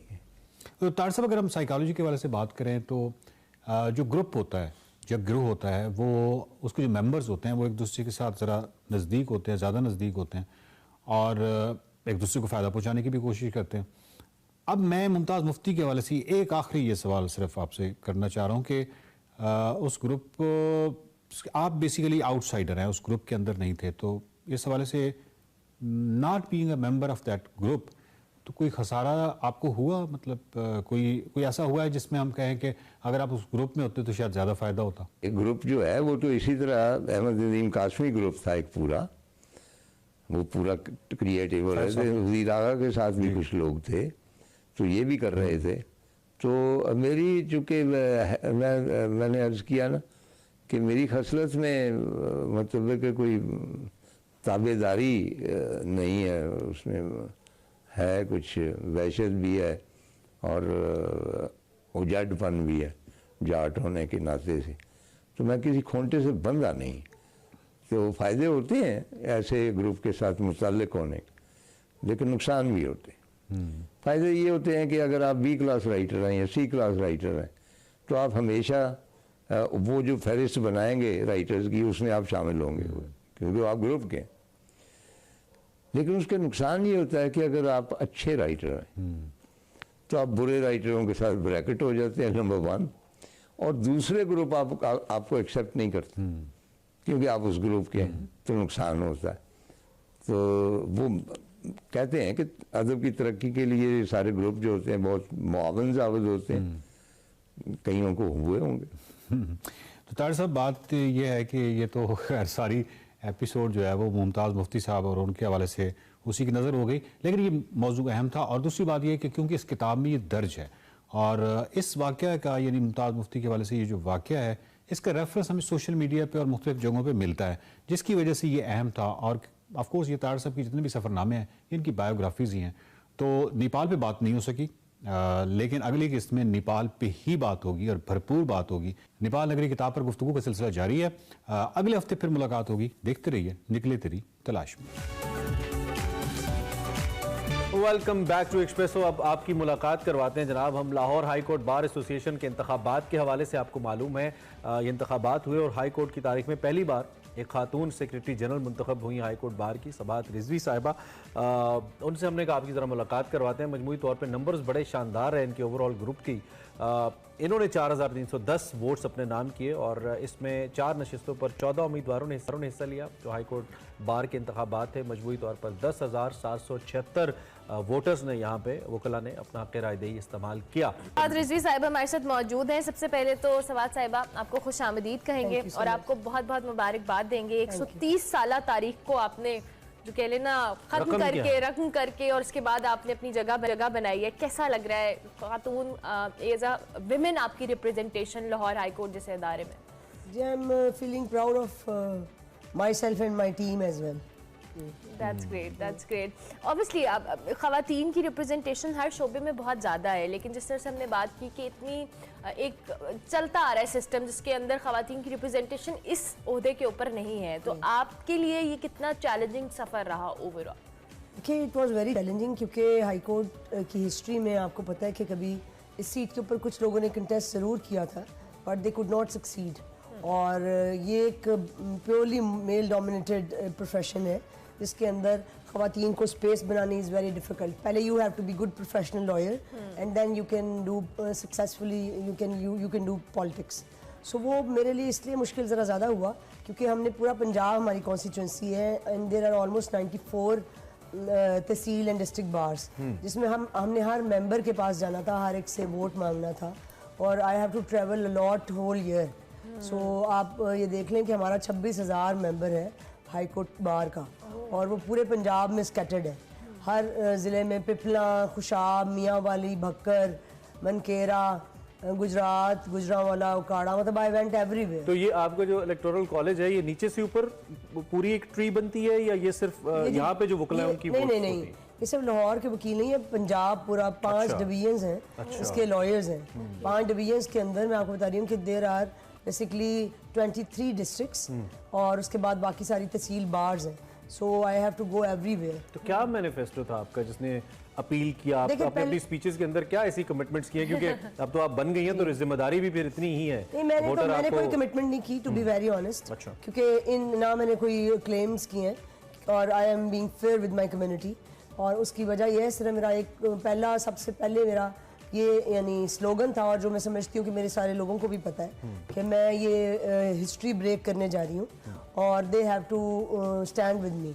और मैं समझती हूँ कि मेरी बार्स ने और मेरे मेंबर्स ने मेरा बहुत ऑनर किया और बड़ी मुझे मोहब्बत दी है, और जिसकी वजह से I am able to break this barrier. Yes, और जहाँ तक क्लेम्स की आप बात करें, क्लेम्स कोई ऐसे बड़े नहीं है मेरे, लेकिन आई विल इंश्योर दैट मैं अपनी बार को सर्व करूं, और ये ना हो कि किसी जिस तरह लोगों को, मुझे बड़ा इस बात पे थोड़ा सा एतराज़ है कि बार्स कुछ सालों से पिछले पोलिटिसाइज हो गई हैं। मैं समझती हूँ we need to depoliticise our bars, और हमें सबसे पहले अपनी लीगल फ्रेटर्निटी की डिग्निटी और। लेकिन आपका भी एक पॉलिटिकल लिंक तो है बहरहाल जी, पॉलिटिकल देखें, मैं समझती हूँ कोई वकील हो और उसका पॉलिटिक्स के साथ ताल्लुक ना हो, दिस इज इम्पॉसिबल।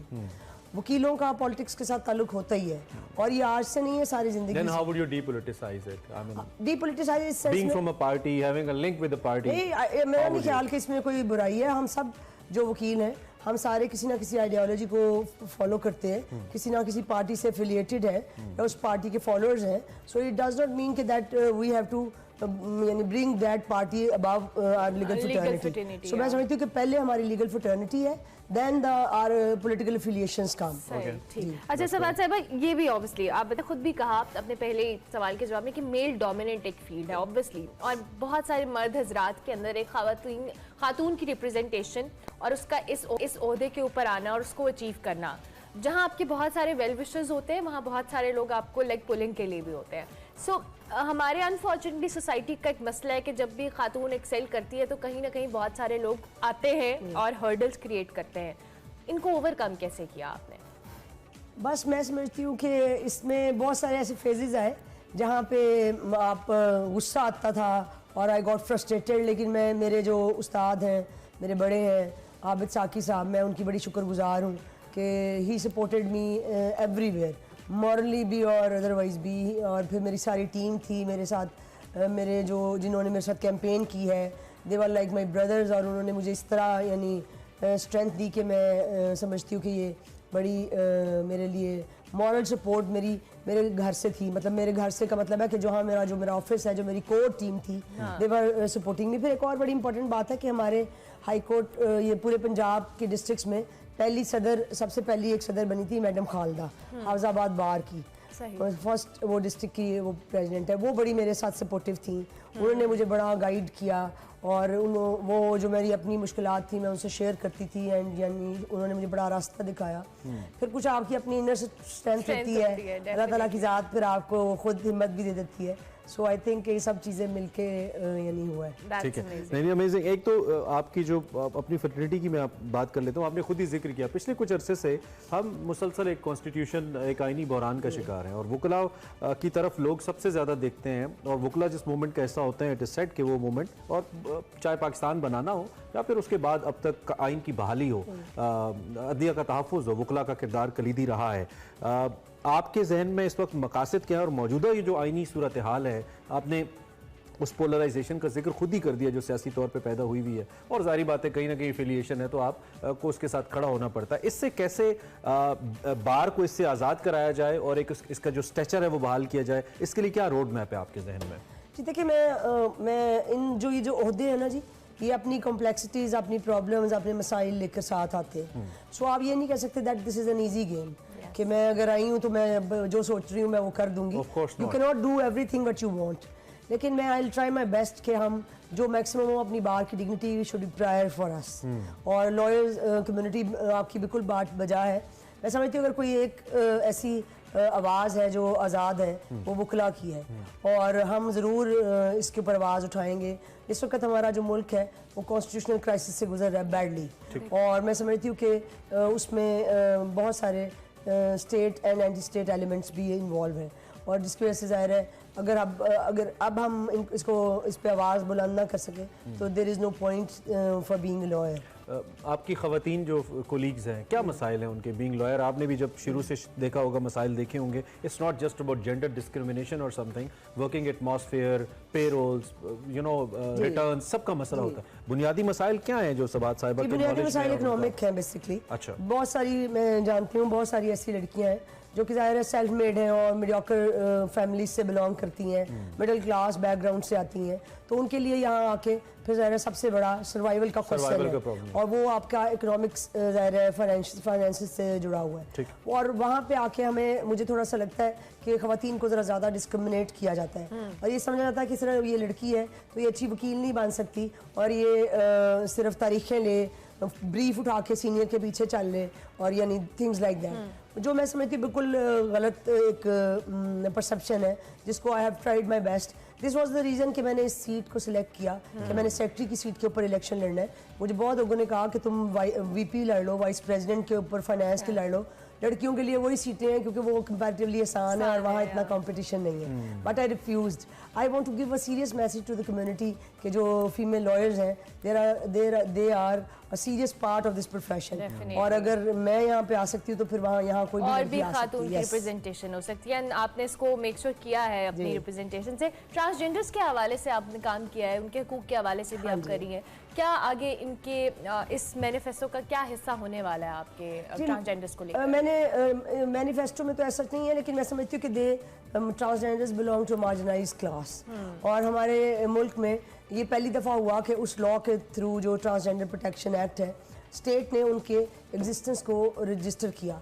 वरना उससे पहले हम सड़कों पे देखते थे उनको मांगते हुए, और हम we don't even register their existence. वो पूरे इंसान है, ह्यूमन बीइंग है, but we don't register their existence. So state level पे उस एग्जिस्टेंस को रजिस्टर किया गया। जहाँ तक आप ये बात करिए, मैं समझती हूँ कि अगर इन फ्यूचर कहीं पे भी किसी भी मार्जिनाइज क्लास के साथ कोई नाइंसाफ़ी, जुल्म या ज़्यादती होगी, तो I will support them and I will be there for them. आपके मुखालिफिन के लिए क्या है, आपके लिए जो आपके लिए वोट नहीं कर रहे थे, उनके बारे में क्या सोचा आपने? उनके लिए ये है कि अब वो मेरा साथ दें, क्योंकि आई हैव नो, यानी जब आप जीत जाते हैं, आप भी उनका साथ देंगी, आप भी उनको सपोर्ट करेंगी। जब आप जीत जाते हैं ना, तो चीजें विंडिकेट हो जाती हैं, आपको किसी से कोई गिला नहीं रहता। You need to have a big heart for doing politics. मुबारकबाद दी आपको। जी, उन्होंने बिल्कुल दिया। ये हमारी बार की ट्रेडिशन है कि जो लोग लूज कर जाते हैं वो आके स्पेशली सबसे पहले मुबारक देते हैं, and they have done that and I regard that. Thank you very much Sabat Rizvi साहिबा, बहुत शुक्रिया, बहुत अच्छा लगा आपसे बात करके। और आप जिस तरह से जिस एम के साथ, अल्लाह करे आप इसमें कामयाब हों, और खातून की एक रिप्रेजेंटेशन इट्स सिर्फ एक बहुत बड़ा चेंज है। और इनसे हमने आपकी मुलाकात करवाई। सबात रिजवी साहिबा सेक्रेटरी लाहौर हाई कोर्ट बार हमारे साथ मौजूद थी, इनसे बात करते थे। हम एक ब्रेक लेंगे, ब्रेक के बाद वापस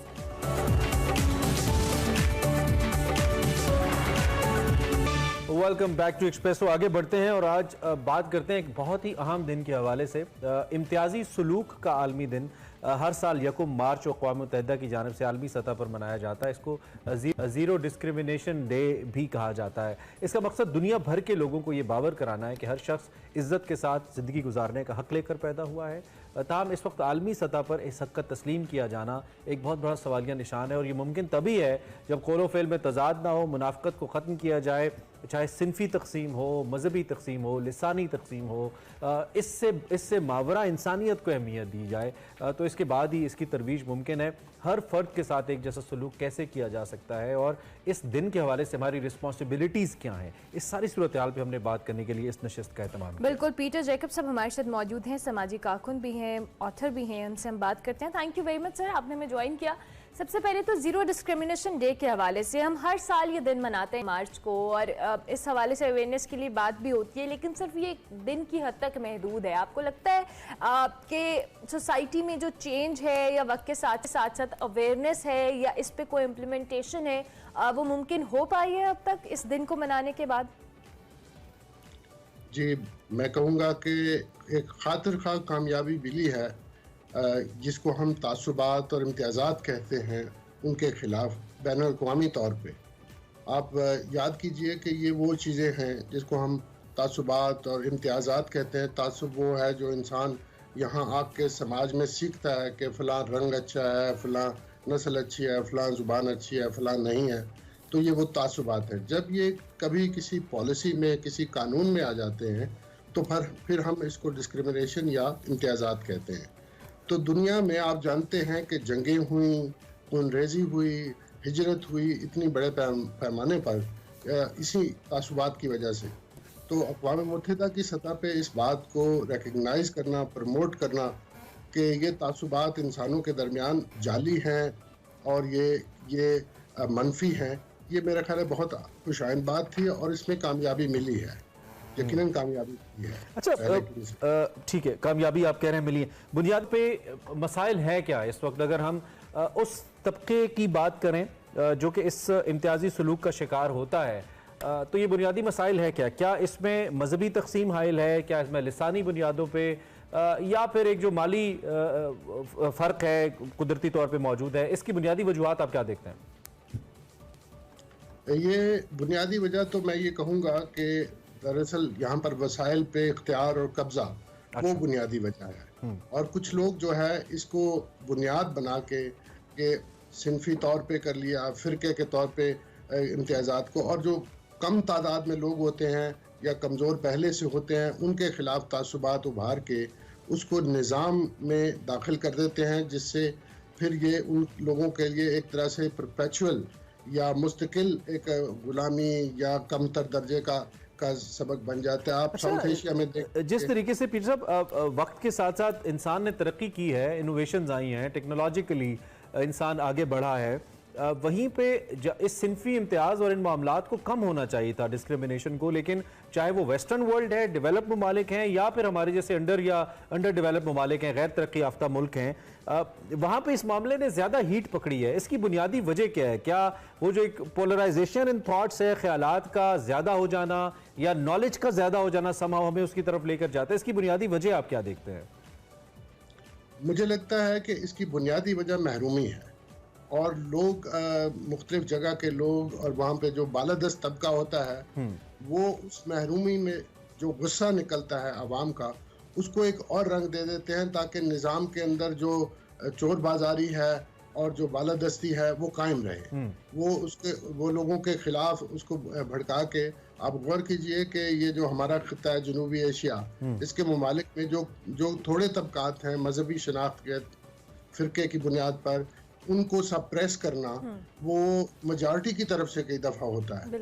तो मेजॉरिटी को ये एहसास दिलाते हैं पॉपुलिस्ट लोग कि ये जो माइनॉरिटी है ये हमारे दुश्मन हैं और इनके खिलाफ जो है कमर बस्ता हो जाना चाहिए। सही। अच्छा, दूसरी जानिब अभी हम अपनी सोसाइटी के हवाले से तो बात कर रहे हैं, लेकिन शायद हम घरों में और बहुत इनिशियल स्टेज पे ही अपने बच्चों के अंदर भी ये चीज़ हमारे ऑटोमेटिकली डालते हैं, और फिर आगे जाके जब वो प्रोफेशनल लाइफ में जाते हैं, प्रैक्टिकल लाइफ में जाते हैं, तो शायद वो चीज़ें उनके अंदर पहले से मौजूद होती हैं, तो वो मज़ीद खुलकर सामने आती हैं। घरों में तरबियत होना, डिस्क्रिमिनेशन को लेके, मैं बेटा बेटी के फ़र्क की बात कर रही हूँ और दीगर चीज़ों की बात कर रही हूँ, हम अपनी डोमेस्टिक हेल्प से रिलेटेड बहुत सारे ऐसे मसाइल को बच्चों में सिखाते हैं बच्चों को। ये पढ़े लिखे अफराद ये काम करते हैं, कोई ऐसे जाहिल लोग तो फिर बात की बात आती है, जो कम पढ़े लिखे होते हैं, अच्छे पढ़े लिखे लोग हैं। तो आपको क्या लगता है घरों में से ये प्रैक्टिस कैसे शुरू की जाए? बिल्कुल दुरुस्त है। घर एक बहुत छोटा यूनिट है जहाँ पे तरबियत का अमल बड़े आसानी से हो सकता है, लेकिन गौर कीजिए कि हमें थोड़ी सी पेचीदगी का सामना है। कुछ तो हालिया यानी असरी वजूहात हैं, कुछ नए रुझानात आए हैं जिसकी वजह से ये, जैसे आपने कहा ना कि उसकी कल्मिनेशन दोबारा होती है, और कुछ तारीखी है। कुछ वजूहात का, मुहर्रकात का ताल्लुक जो है वो निज़ाम और ढांचे के साथ है, कुछ का इनफरादी रवैयों के साथ है, और फिर उसके ऊपर मिसाल के तौर पे जो एक जायदाद है वो किसको मिलेगी, किसको नहीं मिलेगी, किसको ज़्यादा मिलेगी, कम मिलेगी, ये निज़ाम में वो तयन हो जाता है जिसको फाइट आउट करना होता है। अभी 8 मार्च मिसाल के तौर पे आ रहा है, तो हम पाकिस्तान में वो तमाम जो महरूमियाँ हैं जो औरत होने के हवाले से होती हैं, बच्चा होने के हवाले से होती हैं, उसको दूर करने, उस पर फोकस करेंगे दोबारा। तो ये है कि ये दुरुस्त है कि इनफरादी तौर पर हर शख्स को इस बात में हिस्सा लेना चाहिए, और क्योंकि ख़ास तौर पर ये जो तासुबात है और इम्तियाज़ हैं, ये आपस में इनका संबंध है, आपस में ये जुड़े हुए हैं, और ये कभी एक एक करके सबको तोड़ना पड़ता है। और कहीं पे जैसे अमेरिका में हुआ नस्ली इम्तियाज़ का जो है वो एक बड़ी कामयाबी 1960s में मिली, कानून में जो अलहदगी थी उसको ख़त्म किया गया, लेकिन वो समाज में रही। तो समाज के रवैयों में तब्दीली लाने के लिए हर जगह पे काम करना होगा। ख़ानदान बहुत अच्छी जगह है, छोटे यूनिट में इस तब्दीली को प्रैक्टिस करना। रियासत की भी कोई जिम्मेदारियां हैं इस पे, स्टेट की भी इस चीज़ के लिए? सबसे ज़्यादा इसलिए कि कानून और निज़ाम पे इख्तियारात जो हैं वो सबसे ज़्यादा उनका होता है, और जो रवैये पार्लियामेंट में जो बहस होती है या जो अदालत में फैसले होते हैं वो रवैये में ढलते हैं, वो इंसानों के अंदर वो उतनी ज़्यादा असर डालते हैं। हम ख़ानदान की बात कर रहे हैं, उसका असर बहुत कम होता है, महदूद होता है, कि जो निज़ाम में चीज़ होती है, जो रियासत और कानून में होती है, उसका असर तो आप देखिए कि सारी आबादी पे होता है। अच्छा, हम बतौर मुसलमान तो हमारा मज़हब भी और फिर हमारा आइन भी पाकिस्तान में अक़लियतों को हुकूक देता है और हमारा झंडा गमाजी करता है उनके हुकूक की, लेकिन हम कोई कसर उठा नहीं रखते उनके हुकूक सल्ब करने में। और इसकी एक बड़ी मिसाल ये है कि बहुत कलीदी ओहदों पे आज तक कम अज़ कम मेरी याददाश्त के अंदर तो हमें कोई नज़र नहीं आता है कोई ऐसा शख्स जिसका ताल्लुक किसी दूसरे मज़हब से हो और हम उसे बर्दाश्त करें। ये सवाल बड़ा तल्ख है, मुझे मालूम है, लेकिन ये हकीकत है। कैसे बदलें हम इन रवैयों को? और जिन ममालिक को अपने दुश्मन ममालिक कहते हैं, उनके पास हमसे बेहतर मिसालें हैं कि वो उनके यहाँ अक़लियतों में से लोग उनके आला तरीन ओहदों तक भी गए हैं। तो हम इस रवैये को कैसे बदलें, नंबर वन। और इसका दूसरा ऐसा सवाल कहिए कि बदलना कितना ज़रूरी है पीटर साहब? ये बिल्कुल दुरुस्त। मैं वापस एक चीज़ याद दिलाऊंगा आपको कि जो इनफरादी रवैया है या ये तासुब, ये जब निज़ाम में एक रिवाज की शक्ल इख्तियार कर लेता है, मिसाल के तौर पर आइन में जो रिवाज, हम इसको वैसे भी कैसे दस्तूर कहते हैं आइन को, तो वो उसमें अगर ये बात तहरीर कर दी जाए कि फ़लाँ मज़हब के लोग या फ़लाँ फ़िरके के लोग वो इस ओहदे के अहल नहीं होंगे, तो वो कानून जो यकसा और मसावी हुकूक होते हैं उसके उसूल की खुद ही नफ़ी कर देता है। जब ये नफ़ी कर देता है तो सबसे पहले मसला तो ये रहता है कि कानून ऊंच नीच का अगर कायल है तो वो फिर अपना नफाज नहीं करवा सकता। बिल्कुल सही। वहाँ पे जमहूरियत नहीं हो सकती, वहाँ पे कानून की हुक्मरानी नहीं हो सकती। तो इस वजह से ये ज़रूरी है कि वो तमाम तासुबात जो कानून के अंदर मौजूद हैं, औरत मर्द के बुनियाद पर, फ़िरके की बुनियाद पर, हमारे यहाँ ख़ास तौर पर मज़हब की बुनियाद पर, उन तमाम जो तफरीक है उसको ख़त्म किया जाए। ठीक है, बुनियादी दस्तावेज़ भी ठीक हो और फिर जो हमारे रवैये हैं वो भी उसके मुताबिक हो। और आपने बुनियादी तौर पे कहा कि ख़ानदान एक अच्छा यूनिट है जो कि इसको लेके आगे चल सकता है। ये सब thank you very much. Very important topic, zero discrimination के हवाले से पीटर जैकब हमारे साथ मौजूद थे, अपने ख्यालात का इजहार कर रहे थे। सिनफी इम्तियाज़ और दीगर जितने भी डिस्क्रिमिनेशन लेके आने वाले रवैये हैं उनसे अपने आप को हम कैसे बचा सकते हैं और कितना इंपॉर्टेंट है एक अच्छे मुतवाज़िन मुआशरे के लिए इनकी तरवीज करना, इनको फ़रोग़ देना। एक ब्रेक लेते हैं, ब्रेक के बाद वापस आते हैं। Welcome back to Expresso. बात कर लेते हैं बिल्कुल प्रोग्राम के आखिर में पाकिस्तान सुपर लीग 8 के हवाले से, जो कि जारी है और ज़बरदस्त तरीके से जारी है। कल कोई मैच नहीं हुआ, लेकिन उससे पहले जो मैचेस हुए बड़े थ्रिलिंग थे। और अब मुझे लगता है कि चूंकि पिंडी के अंदर भी इस टूर्नामेंट ने शिफ्ट करना है और पिंडी स्टेडियम के अंदर आपको पता है बड़ी रंग रंगीली किस्म की कुर्सियां लगा दी गई थी। कल वो हमारे दोस्त गए हुए थे तो हम देख रहे थे, तैयारियां मुकम्मल हैं जी, और साथ लाहौर में तो सिलसिला शुरू हो ही गया। सलीम खालिक साहब मौजूद है। सलीम साहब thank you very much, good morning हैं आप? बिल्कुल ठीक है, आप बताएं। देखिए सलीम भाई, कुर्सियों का इन्होंने मैच भले लाहौर या पिंडी आ जाएं, एक्सपर्ट्स हमारे कराची से हम नहीं भूलते उनको। ये आप देखिए बताए वगैरह रंग जो इस तरह की कलरफुल कुर्सियों का फायदा एक ये होता है, जैसे कराची में बहुत सारी कुर्सियां खाली होती थी, लेकिन जब कैमरा पड़ता तो कलरफुल ये अच्छा है। अच्छा सलीम खालिक साहब, लाहौर ने तो बहुत अच्छा वेलकम किया PSL का। अब रावलपिंडी जा रहे हैं मैचेस स्पेल जो है, आपको रावलपिंडी वालों से कैसी एक्सपेक्टेशन है? हाउसफुल होने वाला है जैसे लाहौर में था, या कराची वालों की तरह थोड़ा डिसअपॉइंट होंगे हम? नहीं, बिल्कुल मुझे लग रहा है कि हाउसफुल होगा पिंडी में भी। और लाहौर में तो मैंने परसों मैच देख रहा था, मैच तो ग्राउंड तो फुल था, और जो एक कैमरे पे एक सीन नजर आया टीवी पे, इतनी लंबी लाइन लगी हुई थी, मैंने कहा माशाल्लाह जबरदस्त यहाँ पर तो माहौल बना है PSL का। और लग रहा है कि कजाकी स्टेडियम ही छोटा पड़ गया था, पिंडी स्टेडियम में भी मुझे यही लग रहा है कि इंशाल्लाह फुल होगा। अच्छा, वैसे सलीम भाई एक बात से आप एग्री करेंगे कि सारे हमारे स्टेडियम्स हमारे अपने सारे अच्छे हैं, लेकिन जो कजाफी की वाइब है ना पूरे मुल्क के अंदर, उसकी एक वाइब भी अपनी आप एक कराची आइट से लाहौर के स्टेडियम की तारीफ कर रहे हैं आप। ये वाइड स्टेडियम है जो वर्ल्ड कप फाइनल होस्ट कर चुका है। सलीम भाई आप जरा बताएं और कोशिश कीजिएगा एग्री करें। हाँ, पिछले PSL का फाइनल भी जब मैं आया था देखने लाहौर में देखा था मैंने, बड़ा जबरदस्त फॉर्म था, बहुत रश था, जितने लोग अंदर उतने ही लोग बाहर। और जब एक आम मैच में PSL के इतने लोग आ रहे हैं फाइनल में तो और ज्यादा क्राउड आएगा। ये आपने ठीक कहा, कराची में भी ऐसा ही होता है, लेकिन आजकल जो हालात चल रहे हैं ना, आपको पता है मुल्क की हालात ने एक आम इंसान की भी जो कमर तोड़ दी है और बहुत मुश्किल में लोग हैं। 1000 रुपए का एक टिकट है, अगर आपकी 5 की फैमिली है तो 7-8 हजार रुपए तो आपके लग गए खाने पीने आने जाने में। तो शायद इस वजह से मैं कहता हूँ कराची में लोग नहीं है। और लाहौरियों को मैं दाद देता हूँ कि इन हालात में भी वो मैच देखने की उन्होंने हिम्मत की। और वाले साहब आप उनको डबल दाद देते हैं अगर आप लाहौर आते हैं और आप लाहौर के हालात देखते हैं जहाँ पे कजाफी स्टेडियम है, जो ट्रैफिक और रोड्स का हाल है, तो आप डबल दाद देते हैं। कंस्ट्रक्शन जारी है। मुझे मेरे दोस्तों ने बताया, बिल्कुल मुझे बताया कोई अंडरपास वगैरह बन रहा है और काफी बुरा हाल हुआ। उन्होंने डराया बेसिकली कि बेटा सोचना नहीं आने की, बहुत बुरा हाल है। मैंने कहा आप लोग आती हैं कराची वाले, यहाँ पे भी आधा शहर पता होता है थोड़े दिन। लेकिन I think it's a love for the game of cricket जो लोगों के जहन में है, चाहे वो कराची आइट्स हैं या लाहौरी हैं, जो भी हैं पूरे पाकिस्तान से, बहुत ही ज़बरदस्त बात है और हम अपनी लीग को इतना सपोर्ट करते हैं। अच्छा ये बताइए कि ये शोएब मलिक साहब जो इतना अच्छा खेल रहे हैं, आपने उनके लिए एवरग्रीन का कल लफ्ज़ इस्तेमाल किया जब उनके साथ आपने अपनी तस्वीर लगाई, और वो कोई नाला नज़र आते हैं कैप्टन बाबर से। हालांकि अब तो लोग ये एक एंटिसिपेशन है कि जी हो सकता है कि आने वाले वक्त में शोएब साहब खेल रहे हो कौमी टीम के लिए, वो क्या कह रहे हैं, हमें कोई उम्मीद नहीं है। क्या बाबर से नहीं है या सिलेक्टर से नहीं है?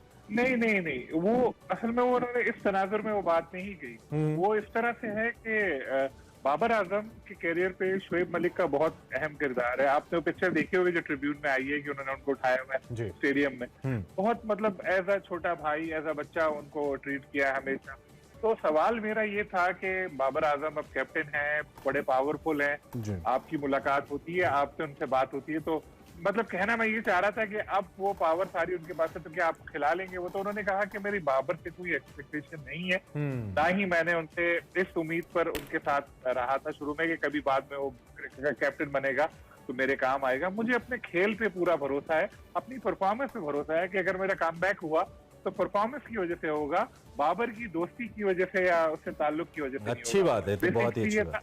बाबर के साथ उनके बहुत अच्छे रिलेशन है आज भी, बल्कि जब मेरी उनसे बात हुई थी तो कह रहे थे PSL के दौरान तो तकरीबन रोज ही उनकी बाबर से बात होती है, लेकिन पाकिस्तान के हवाले से बात नहीं। फॉर्मर फेलो कोलीग भी तो हैं उनके कराची किंग्स के। Thank you very much Salim भाई, टाइम थोड़ा सा कम है हमारे पास, बहुत शुक्रिया आपने हमें और आप हमारे साथ मौजूद हैं। सलीम खालिक साहब अपने ख्यालात का इज़हार क्रिकेट के हवाले से कर रहे थे। दुनिया क्रिकेट की बात हो रही है तो हम आज बूम बूम को कैसे भूल सकते हैं? बिल्कुल, रवि शास्त्री भारतीय कमेंटेटर ने उनको ये बूम बूम का खिताब दिया था और उसके बाद पूरी दुनिया में बूम बूम कहलाने वाले शाहिद खान आफरीदी की आज 46th बर्थडे है। यकम मार्च 1977 को पैदा हुए और आज जनाब उनकी सालगिरह वो अपनी मना रहे हैं। 46 सबसे ज्यादा छक्के बनाने का रिकॉर्ड भी, वर्ल्ड रिकॉर्ड इनके पास है और इनकी पर्सनालिटी तो आप सब जानते ही हैं। तो आज लाला की बर्थडे थी, हमने सोचा उनको विश किया जाए। गाड़ियों से लेकर चिंगम तक लाला कुछ भी बेचें लोग खरीदते हैं भाई, ये उनकी ब्रांड की ताकत है। आगे बढ़ते हैं जी, we have some interesting stories, फिर हम खत्म करेंगे। कनाडा ने चीनी एप्लीकेशन टिकटॉक